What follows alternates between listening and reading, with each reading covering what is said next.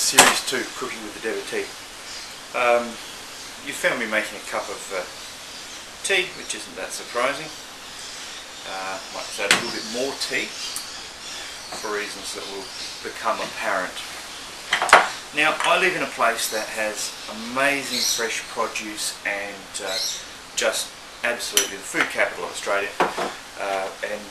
So it's quite surprising that our state dish, which is something that all the other states revile, really isn't salad or a seafood. It's actually a great winter comfort food, and so as a result, being as it's winter, I'm going to make some now. So move a couple things out of the way. Now I'm just finishing what I'm doing here, which is slicing up some beef. Now it's good quality beef, but it's a cheap cut. It's a stewing cut, which is all you need for this dish. And what I'm doing is I'm cutting it into fine cubes.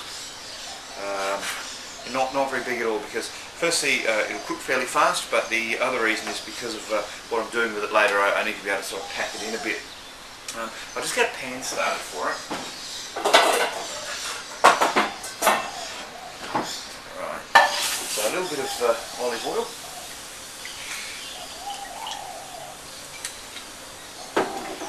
And a pinch of salt. And away we go. So I'll just finish this off a little bit. Now, the dish we're doing today is called a pie floater. And it's famous in South Australia because you can buy it from roving carts, as a young man in Adelaide many years ago, I would finish my studies, and on the way back to home I would have to catch a train, and I would stop at the pie cart outside the railway station and get a pie floater. And I used to be quite experimental with it, so everyone that turned up sort of had the same thing every day, but the place actually had a range of pies, and I used to delight in having a different pie every night within the pie floater.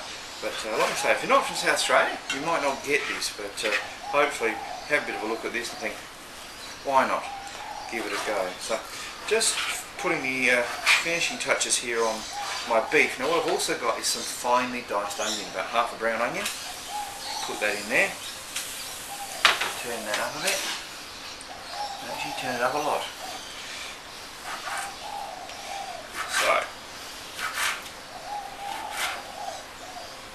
So that's the last of the steak.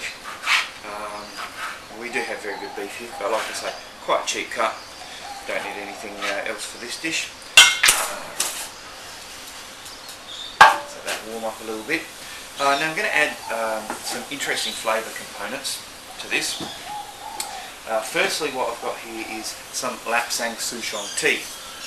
Just a little bit because it's quite strong. Now what I've got here is some Ajwan seeds. Now I love Ajwan seeds, they're spicy and they don't upset any of my food allergies.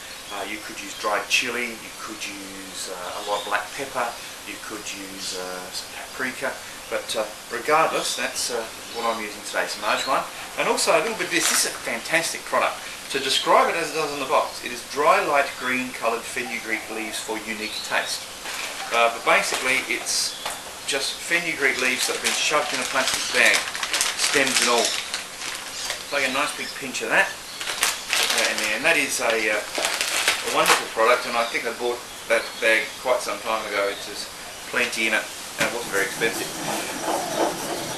The trifecta really. So we will give that a bit of a go, keep our onions cooking away there. And our pan's not quite hot enough. And grind down our spices.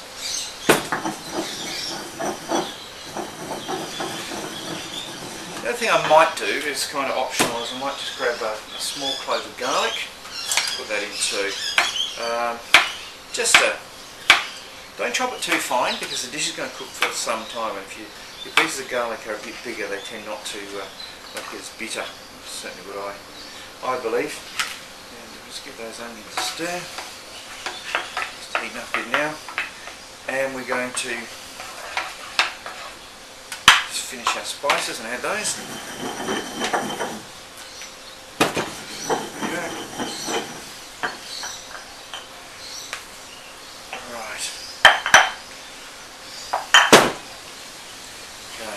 Getting some serious aroma there. And whenever I cook onions I add salt because I believe that, I was taught that salt stops them burning, I don't know how, but what I've got here is some salt that's got lapsang souchong in it. A little bit more of that smoky Chinese tea flavour. When I say a little bit more, I probably don't mean a little bit more. Right, so sizzling away there now, I'm going to add the steak.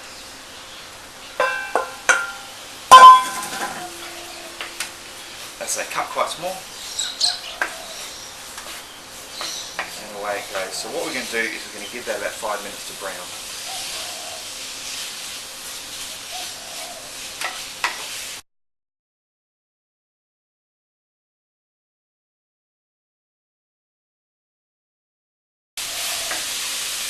Right, the meat's been in about 3 minutes and it's just starting to brown nicely. I'm just going to make up something I won't need for a while, but while I've got the time.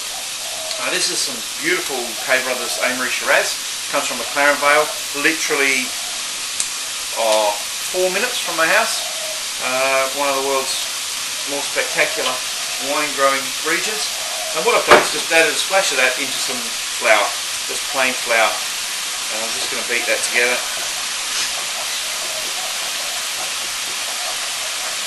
And a little bit more, I think.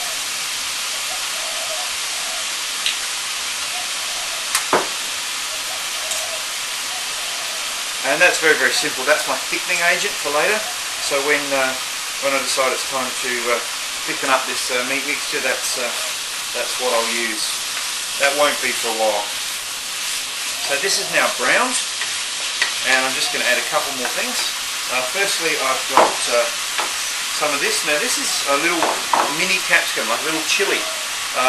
Not hot. I grow them in the garden, and the plant is supposed to produce large capsicum or peppers, and supposed to finish flowering about February. It's now June. I'm still getting them. They're this big, and they're just a lovely flavour without really any bite. So I'm going to add those in there. And the other thing I want to add is just a little bit of stock to simmer it in. Now, I normally make my own stock, but these days, if you're choosy, you can actually buy pretty good stock at the supermarket. So, for expediency today, I'm simply going to add a bit of, let's say, good quality. Experiment at the supermarket, because some of them are awful and some of them are, really good. So, basically, what I've got there is just my meat mixture simmering away. I've got that there to thicken it with when I need to. So, here's how this is going to go down. That on there. That is going to cook for about an hour. Then I'm going to add that, and then it's going to cook for a further half hour. So I'm now going to take this away, go and put it on the big stove, and we're going to get on with the next part of the dish. Alright, the next part of the dish. This is pretty simple. Got a saucepan there. To that I'm going to add chunk of butter, and this is the other half of the onion I diced for the meat mix, but this is finely sliced. I want a different texture. Down there, and once again I've got a clove of garlic. I'm just going to chunk that really. By the time it's cooked down, into life. Right, there we go. So our onions are sizzling away. Now again, as I said, I like to add salt to my onions. Now, have a look at this salt here. This is about a teaspoon, actually probably closer to a tablespoon, of my green tea salt, which way back in episode 1 was what I made. Now, just to give that a little bit of a grind, you might think that is an awful lot of salt. And yeah, it is, but I'm not going to add any more salt to the dish at any point in cooking. So while it seems like a hell of a lot of salt for half an onion, it'll have its place as we go further on. So, a bit of a shake.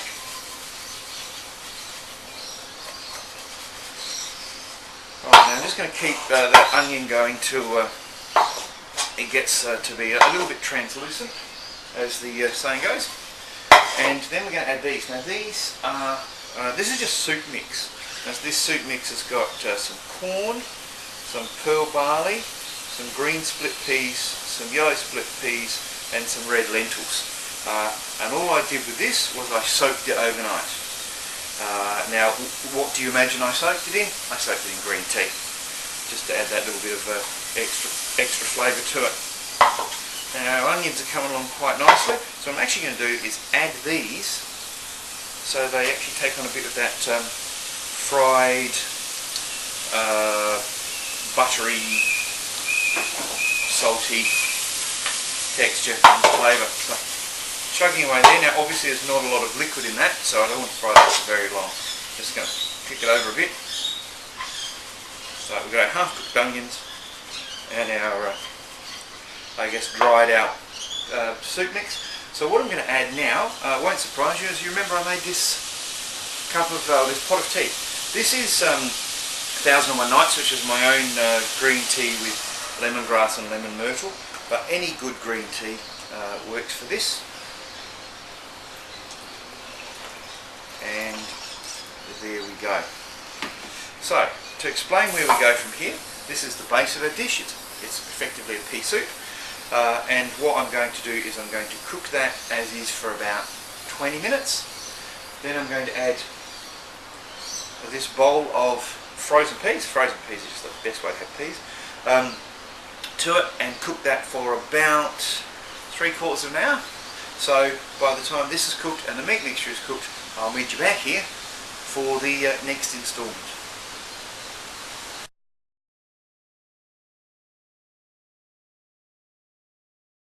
Right, we're back. Everything's been cooking away. Now I've added about another pot of tea over time to this pea soup mixture. Just add a little bit there. And we're ready to pretty well assemble the dish. So I'm going to start with this. Now I would normally make a pastry if I was making multiple pies, but I just used a little sheet of bought pastry cut out in a roughly semicircular shape, which implies I lost the proper cutter years ago from my pie maker. So I'm going to put a drop of olive oil on each one, and just spread it out a bit, and then just a little bit more tea salt, and a little bit of pepper. That's just to add something to the outside texture of the crust. So open up my little pie maker here, which is nice and hot. Oil over it. Okay, so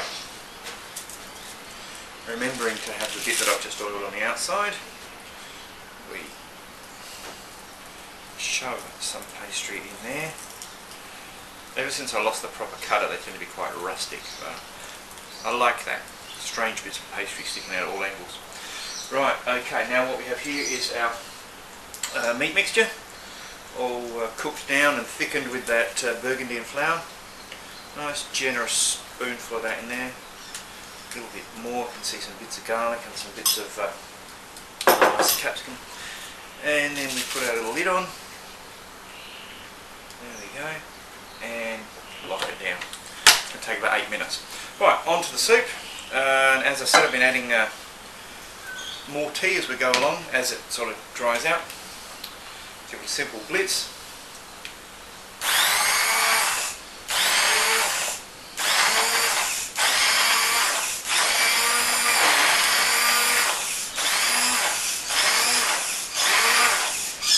I don't like to thoroughly blitz it all the way down to just being a paste. I like there to be plenty of whole peas in there, but you really want a nice thick sauce, thick soup to be more exact. So I would say that's about it.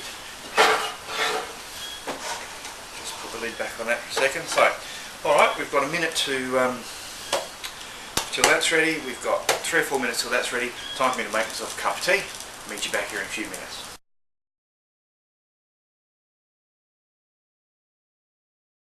Hey, welcome back. Pie's just about ready. soup's delightful. Let me get a taste.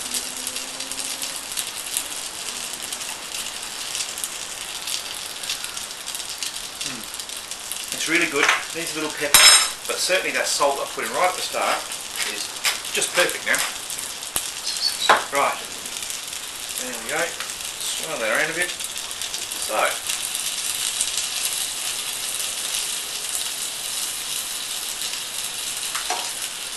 step 1, our pea soup. Step 2, just to get this pie out without burning myself or breaking it.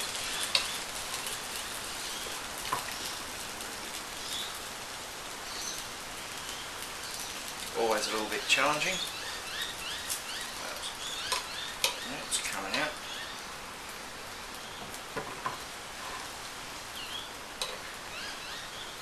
There we go. Place that in there. Now there's one final tradition. I wouldn't normally have tomato sauce on it myself, but that's where I diverge from the rest of my state. And the trick is to use the tomato sauce to make a map of South Australia. Now I have virtually no artistic ability, but luckily hardly anyone watching has any idea of the shape of this state. So there we go. Get myself a tray, serve it with a spoon, a knife and a fork to cover all bases. That on there. Add a delightful Australian Daintree, and there you go. Perfect Sunday brunch. I'll see you next time.